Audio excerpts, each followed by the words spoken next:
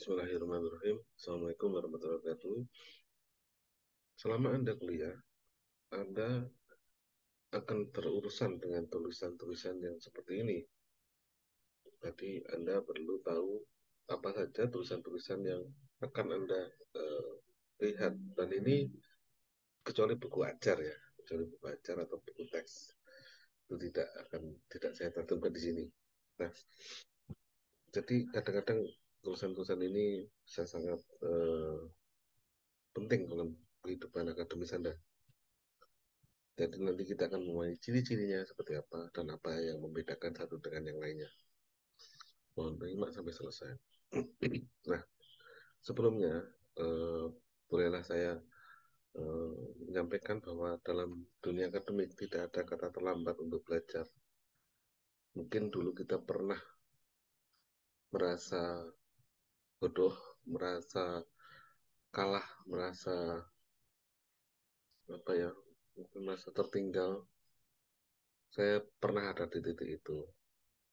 Nah, jadi kalau dalam belajar itu tidak ada kata terlambat di usia berapapun dan dalam kondisi seperti apapun, apalagi di kondisi baik ya, dan tidak hanya dari nol ya. Saya pernah mulai dari minus. Minus itu artinya eh, dipandang apa namanya rendah, itu pernah, dan itu masa lalu ya. Dan Tuhan itu bisa mengulang balik perasaan, bahkan membolak balik hati, bahkan bisa membolak balik otak kita. Kita bisa diberikan kebodohan, bisa diberikan kepintaran ya. Jadi kita tidak ada kata terlambat ya di sini. Saya pernah memulai dari minus ya. Minus, jadi orang saja memandang saya, oh yakin kamu kuliah bisa lulus, itu madesu begitu ya, udah pernah, saya pernah mengalaminya. Jadi agar kita tahu apa ciri-ciri tulisan ilmiah, kita bisa kemudian eh, bisa mengeksplorasi, kita kemudian tahu bagaimana menghadapinya. Nah, itu yang penting ya. Yang pertama adalah makalah. Nah, makalah ini serius, antara serius tidak serius ya. Ya, maksudnya karena ini hanya tugas kuliah, dan makalah ini ciri-cirinya ini tingkat baik-baik ya. Kalau ingin nilainya baik, sebaiknya makalah itu ada covernya. Saya pernah dulu tuh makalah tidak ada cover, bukan pernah, sering hemat hemat kertas, bukan hemat kertas, hemat print ya, karena keuangan saya ketika kuliah dulu minus ya. Ya, jadi banyak tugas saya nggak lengkap, cuma satu halaman, tidak ada covernya ya, seperti itulah. Kemudian apa isi makalah itu adalah biasanya dosen itu meminta membuat esai, atau makalah itu berupa rangkuman dari sesuatu buku atau rangkuman film, resensi film, bisa ulasan buku, bisa misalnya dosen membuat pertanyaan dan kemudian kita menjawabnya dengan makalah, membuat ulasan gitu ya, atau lapangan pengamatan, mengamati sesuatu ya, bisa. Kemudian ciri-cirinya makalah itu akan lebih baik, ini pengalaman saya, jika Anda menyitasi atau membaca dulu artikel-artikel atau buku-buku yang relevan, kemudian kita kutip, kita citasi, lalu kita ada daftar pustakanya, itu jauh lebih baik ya. Jangan jangan diremehkan ini ya. Biasanya relatif ya, antara 5 sampai 30 tergantung dosennya. Ada dosen yang menyukai halaman banyak dan ada dosen yang menyukai halaman sedikit.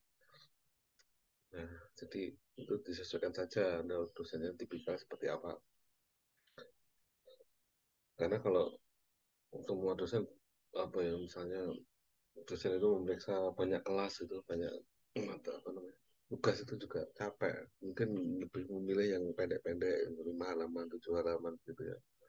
Biasanya dan ini tidak diterbitkan. Tapi pengalaman saya beberapa kali menulis makalah, ada 3 tempat makalah saya pada akhirnya Setelah saya lulus kuliah, saya perbaiki, saya buat yang lebih baik, saya kirimkan ke jurnal dan dimuat di jurnal. Ini pengalaman saya. Dan nilai itu subjektif dari dosen. Jadi Anda perlu menyesuaikan dengan dalam tanda kutip selera dosennya. Karena tiap dosen punya ciri masing-masing ya, tidak bisa seperti guru yang ada standarisasi. Dosen itu ada standarisasi, tapi lebih pada apa ya? Ada argumentasi ilmiah di balik itu ya. Jadi eh, ya nantilah kalau Anda mengalaminya pasti bisa mudah untuk dipahami hal-hal seperti ini. Kemudian yang kedua adalah isai. Isai itu makalah memang bisa berupa isai ya, tapi misalnya tugas kalau kita perhatikan tulisan ilmiah itu ada yang berupa isai. Nah isai ini biasanya untuk tugas kuliah, nanti bentuknya makalah, tapi bisa juga untuk artikel populer di media massa. Eh, Tidak sedikit teman saya yang ketika kuliah menulis isai dan dimuat di koran dan mereka bangga dapat uang gitu ya. Dan ada seorang teman saya yang jurnalis, eh, dia sering buat makalah apa membuat isai dan sampai sekarang isainya itu dibukukan jadi buku yang baik ya. Ada sudah dua kali dua buku ya, buku yang dijadikan ada 5 isai-isinya dia dan dapat uang dari membuat isai. Nah isai itu seperti apa sih? Isai itu yang jelas tidak ada covernya ya, kecuali untuk tugas kuliah tentu saja ya. Dan hampir tidak ada citasi atau tetap pusaka ya. Kalau terlalu banyak citasi atau tetap apa terlalu banyak citasi maka sulit untuk membaca untuk memahaminya karena yang diandalkan adalah pengetahuan umum, pengetahuan bersama ya, pengetahuan banyak orang. Kalau ini tulisan populer ya, tulisan ilmiah, bukan tulisan ilmiah ya, tulisan populer. Biasanya pendek ya, pendek 250 sampai 600 kata, satu atau dua halaman saja. Kalau di koran tidak terlalu panjang ya, jadi dan biasanya berisi ulasan tingkat. Tujuannya itu persuasif. Persuasif itu bukan membujuk, tapi mempengaruhi ya, mempengaruhi membaca agar misalnya berbahasa yang benar, bahasa yang baik seperti itu. Jadi itu adalah ciri-ciri isainya. Yang ketiga, nah ini mulai ilmiah ya. Kalau isai itu semi ilmiah. Kalau yang ketiga ini adalah yang ilmiah, resensi buku. Kalau untuk tugas kelas tentu kurang ilmiah ya, tapi biasanya atau koran itu populer ya. Tapi untuk resensi buku itu bisa saja ilmiah.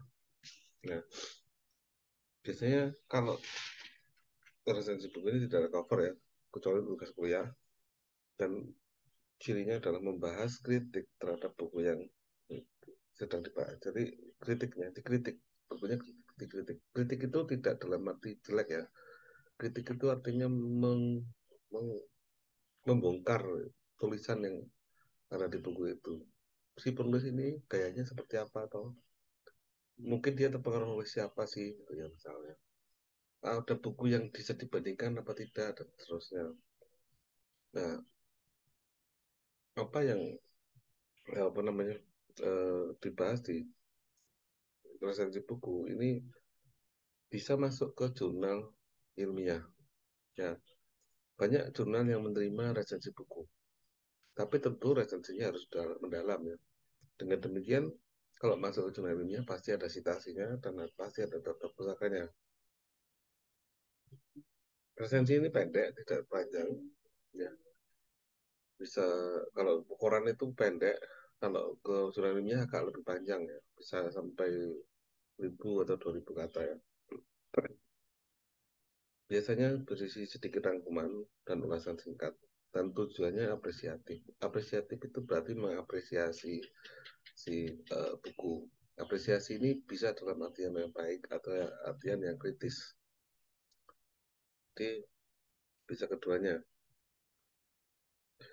Kemudian tulisan yang disebut ilmiah yang keempat adalah handout, tapi ini disusun dosen ya, disusun dosen. Karena membuat handout itu juga tidak mudah. Handout itu perlu perlu banyak apa, pengalaman untuk membuat handout ya. Dan apa sih isinya handout? Handout itu resmi dan ada covernya. Tidak semua dosen itu punya handout ya. Hanya dosen yang berpengalaman mengajar bidang tertentu itu yang biasanya membuat handout. Dan handout itu ujungnya biasanya jadi buku. Nah, biasanya berisi rencana perkuliahan dan poin-poin penting yang akan diajarkan selama perkuliahan. Bisa juga ada juga, pasti juga ada buku referensi atau buku tambahan muatan apa muatan tambahannya juga ada gitu ya. Jadi ada referensi wajibnya, ada referensi tambahannya. Tujuannya adalah memberikan gambaran singkat. Jadi yang membaca ini mahasiswa untuk memahami keseluruhan materi dan perencanaan perkuliahan yang akan dilaksanakan. Handout bisa diberikan di awal kuliah. Yang kelima adalah modul. Nah, modul ini biasanya khusus untuk pembelajaran yang sifatnya mandiri ya, agak lebih mandiri ya. Jadi bisa untuk pembelajaran jarak jauh atau apa. Biasanya kalau di mana itu UT, Universitas Terbuka itu modul ya. Tapi tidak jarang kampus lain juga punya modul, terutama untuk mata kuliah yang sifatnya eh, MKU ya, mata kuliah umum yang wajib di semua kan, semua institusi adalah bahasa Indonesia, bahasa Inggris, dan eh, pendidikan kewarganegaraan. Itu tiga mata kuliah umum yang biasanya daripada susah-susah buat modul. Modul itu dibaca oleh dosennya maupun dibaca oleh mahasiswanya. Jadi materinya sudah ada di situ, tinggal di kelas cuma dipraktekkan saja. Jadi lebih lebih lebih luas dibandingkan dengan handout ya. Dan tidak semua, bahkan lebih sedikit ya mata kuliah yang punya modul ya. Mata kuliah punya modul. Dosen juga hampir semuanya tidak punya modul. Yang punya modul adalah program studi biasanya. Nomor 6 adalah proposal. Kalau itu untuk mahasiswa, proposal itu diajukan untuk mengajukan penelitian, misalkan ada kompetisi penelitian mahasiswa atau untuk penelitian proposal apa untuk proposal skripsi. Jadi untuk skripsi itu ada proposalnya dulu. Sebelum kita skripsi ada proposal yang diajukan. Kalau disetujui nanti akan dilanjutkan dari skripsi. Untuk dosen juga sama. Dosen itu juga membuat proposal diajukan ke lembaga eh, penelitian kampus di tempat dia bekerja ya. Jadi eh, diajukan oleh dosen. Jadi tidak cuma mahasiswa yang mengajukan proposal, dosen juga mengajukan proposal. Nah, proposalnya bisa disetujui, bisa tidak. Jelas ada covernya dan sifatnya resmi, pasti ada halaman pengesahan. Itu tiga hal yang harus kita tahu. Isinya apa proposal itu? Satu, pendahuluan. Yang kedua, tinjauan pustaka dan landasan teori, serta metode penelitian. Ini yang umum ya, ciri yang umum. Di pendahuluan adalah latar belakang, rumusan masalah, dan tujuan penelitian. Jadi, seperti itu. Kalau Anda disetujui, itu bisa lanjut ke proses berikutnya. Yang ketujuh, ini untuk mahasiswa, setelah proposal disetujui, lanjut skripsi. Nah, skripsi itu adalah laporan penelitian sebenarnya. Dosen juga menyusun laporan penelitian ya. Ini belum saya tuliskan. Dosen juga menyusun laporan penelitian. Nah, mahasiswa menyusun laporan penelitian yang namanya skripsi. Yang kemudian diuji, apa sih yang diuji nanti kapan kita bahas ya. Yang umum itu ada covernya, sifatnya resmi, ada halaman pengesahan, daftar isi, ini penting banget. Daftar tabel itu opsional. Kalau perlu tabel ya ada daftar tabelnya. Bahkan ada daftar istilah kalau ada istilah khusus ya. Kemudian isinya sama, tiga bab pertama itu sama dengan laporan apa proposal. Kemudian bab 4 ada tambahan bab 4 itu hasil penelitian dan pembahasannya seperti apa. Dan bab 5 ada penutup yang isinya simpulan dan saran.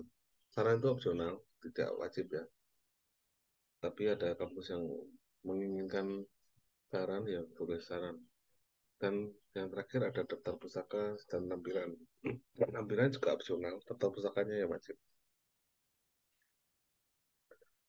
Yang ke-8 adalah artikel ilmiah. Artikel ilmiah ini jalurnya ada dua. Ini bukan artikel populer ya, artikel ilmiah.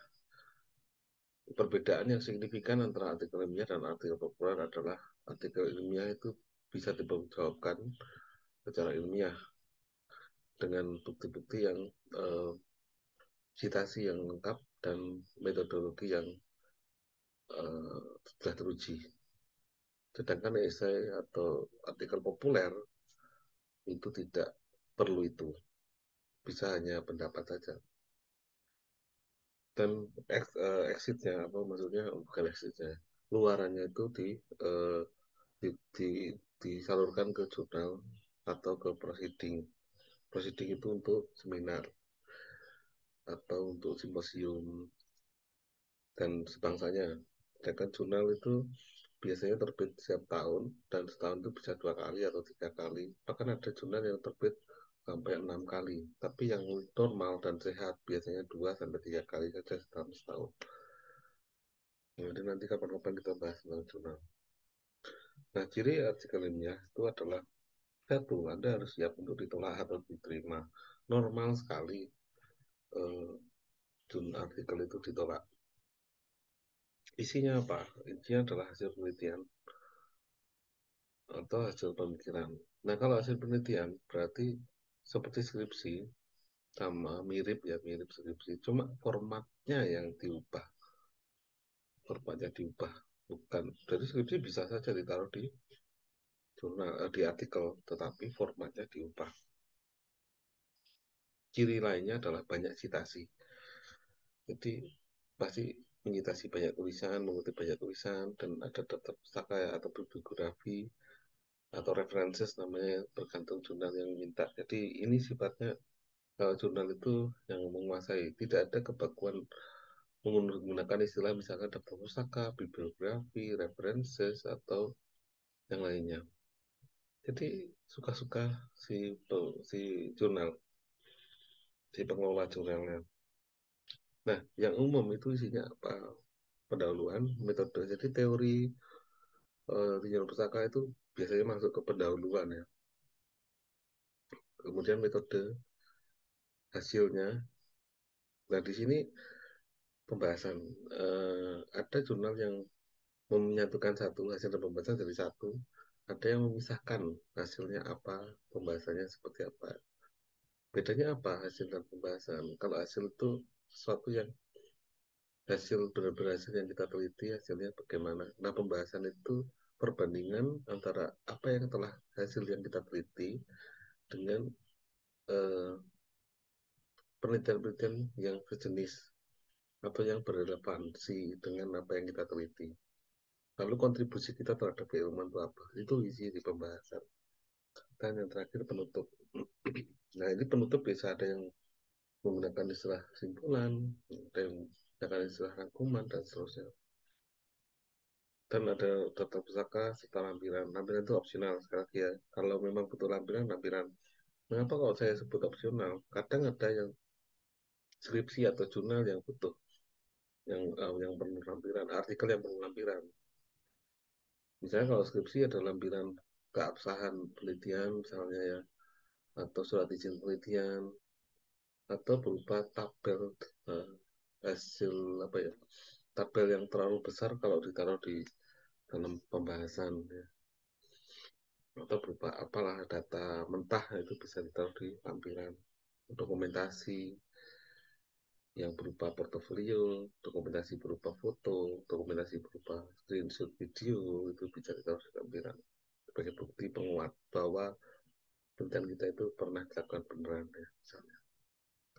Dan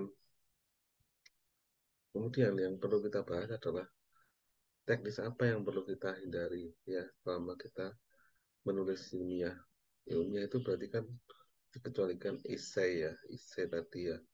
Esai itu dikecualikan karena itu adalah artikel populer. Itu bebas itu ya. Tidak ada aturan yang mengikat. Nah, untuk makalah dan sebagainya, ya, artikel skripsi, artikel ilmiah ya, skripsi, laporan atau proposal penelitian itu semuanya perlu memahami teknis-teknis ini. Yang pertama, tidak perlu menggunakan kata ganti saya atau penulis atau peneliti gitu misalnya. Peneliti membahas beberapa tidak perlu. Penulis membahas tidak perlu. Langsung saja yang dibahas dalam penelitian ini, nah itu lebih penting karena tidak fokus pada siapa yang mengatakan, tetapi apa yang dikatakan.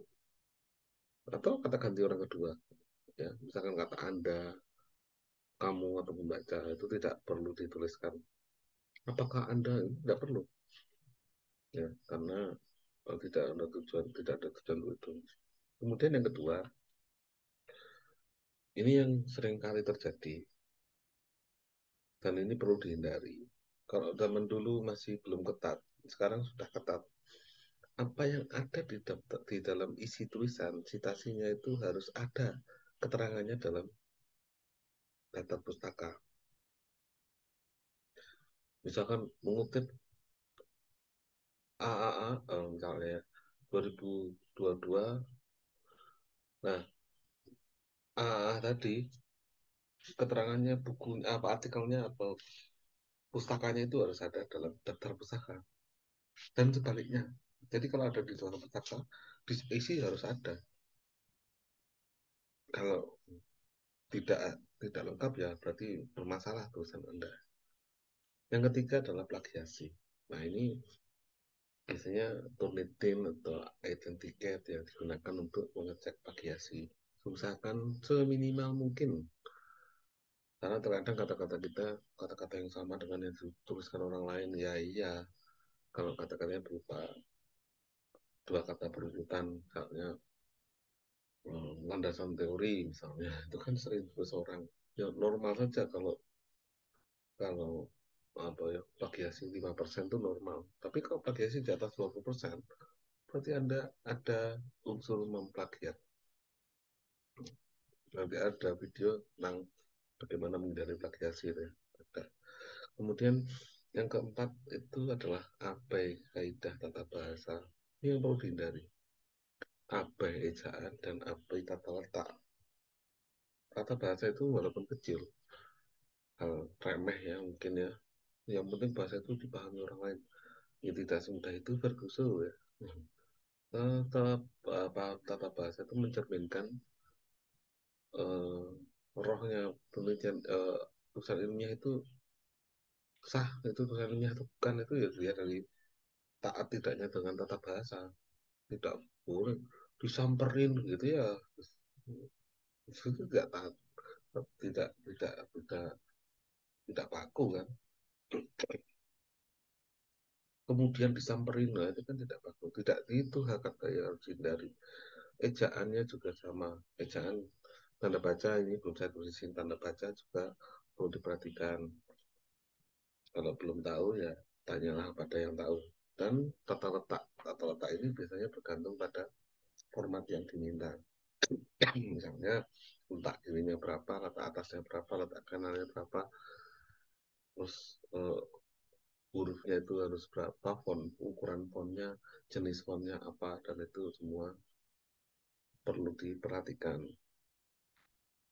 Bisa pakai eh, font yang salah kajiannya. Yang kelima adalah tidak taat template ya.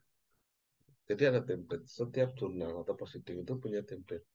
Template itu artinya adalah format baku yang mereka minta. Kita harus mengikuti. Ya. Jadi mesti mereka membagikan biasanya yang membagikan power eh, berkas atau file Microsoft Word yang kosong, yang bukan kosong, ada tulisannya formatnya, tinggal ngikuti saja. Misalnya tinggal di delete tapi kita ngikuti mereka. Ya itu harus taat template.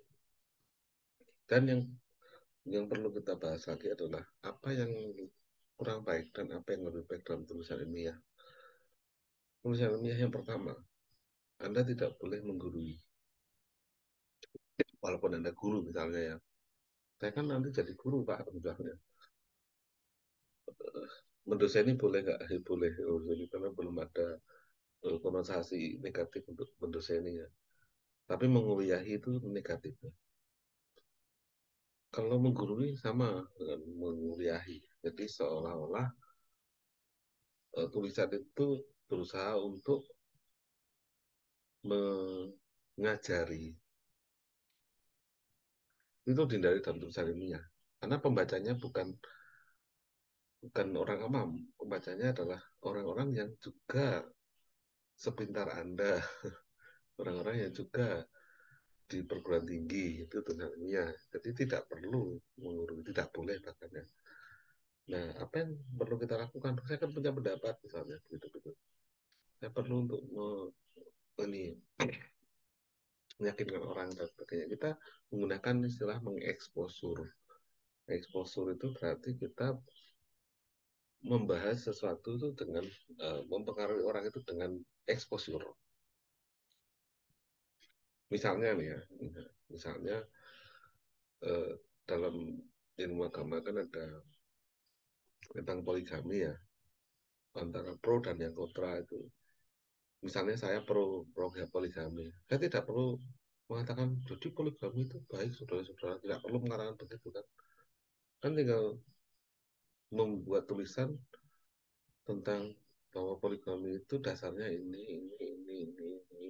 Udah, saya tidak perlu membahas tentang yang kontra. Nah, itu namanya exposure. Jadi memandang dari satu sudut pandang itu adalah cara untuk uh, mempengaruhi yang ilmiah. Yang kedua adalah menulis semua yang diketahui. Nah, ini tidak perlu seperti yang saya katakan tadi. Kalau saya membahas tentang pro saya atau kontra saya terhadap poligami misalnya, saya kontra poligami. Tapi saya tidak perlu bahas yang pro. Jadi cukup membahas apa yang sesuai temanya saja. Nah, Anda mendukung atau Anda menolak itu aja. Anda mendukung ya udah ya bahas cuma tentang dukungan. Kalau Anda menolak bahas tentang penolakan. Karena di tulisan ilmiah tidak benar-benar mencari kebenaran, ya. Karena tidak mencari kebenaran, tapi berusaha meyakinkan orang bahwa tulisan saya benar, tapi caranya tidak menggurui. Ya, kok tidak mencari kebenaran, Pak? Berarti tulisan ilmiah itu pasti benar ya tidak? Karena ya, masih ini ya, tulisan ilmiah itu orang Barat itu kalau peneliti-peneliti Barat itu kalau berdebat itu dalam tulisan ilmiah, saya mendebat tulisannya ini debat ketemu ya baik saja, tidak ada permasalahan terus apa ya sentimen atau apa ya jangan tulisan ilmiah. Jadi ya tidak perlu baper. Kemudian yang kurang baik adalah berasumsi. Berasumsi kan pakai ya semua orang menulis pakai argumentasi ya pasti berasumsi. Tapi ada cara di dalam dunia akademik dunia ilmiah itu dengan berhipotesis.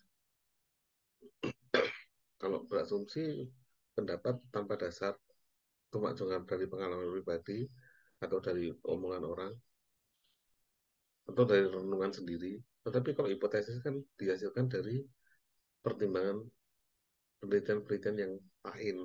Nah itu berhipotesis. Kemudian menjustifikasi.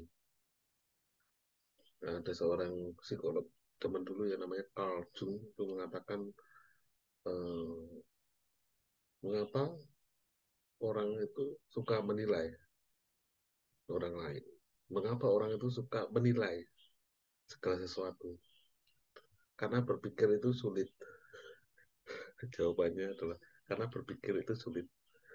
Jadi menilai adalah cara terbodoh seseorang untuk berpikir.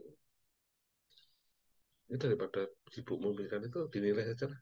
Misalnya ada orang belum mandi sedang lewat depan rumah Anda. Orang jam 10 pagi belum mandi lewat depan rumah Anda.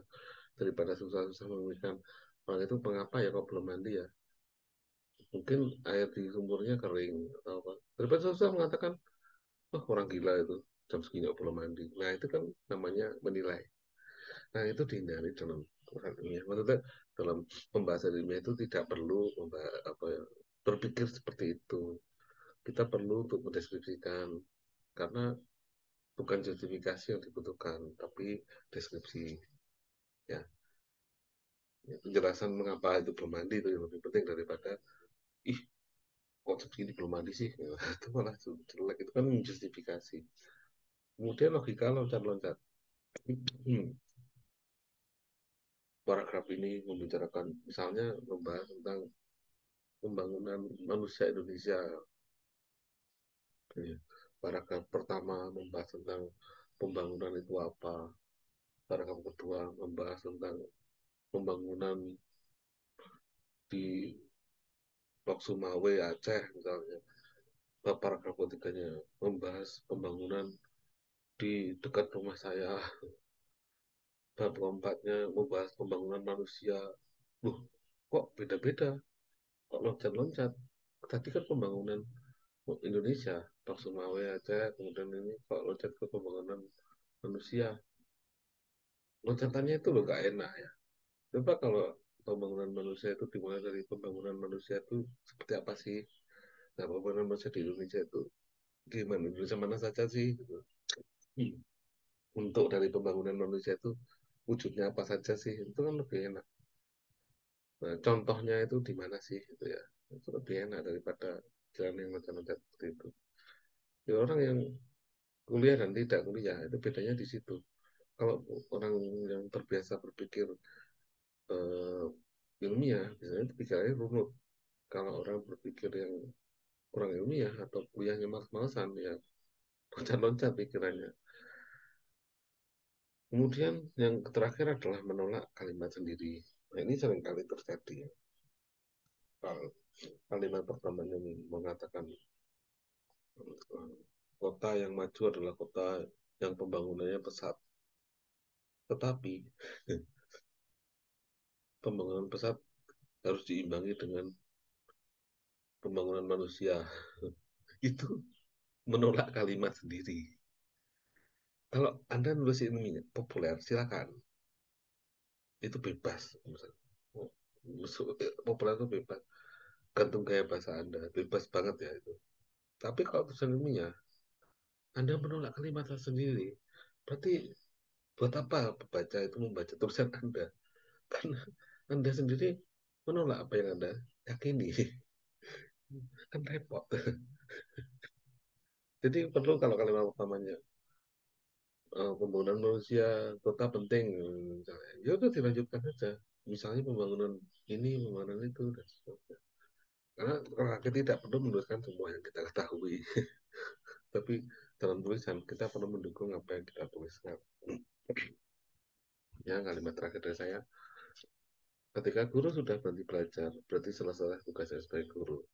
Mungkin statusnya tetap guru ya, statusnya tetap guru, tapi jiwanya sudah bukan guru lagi.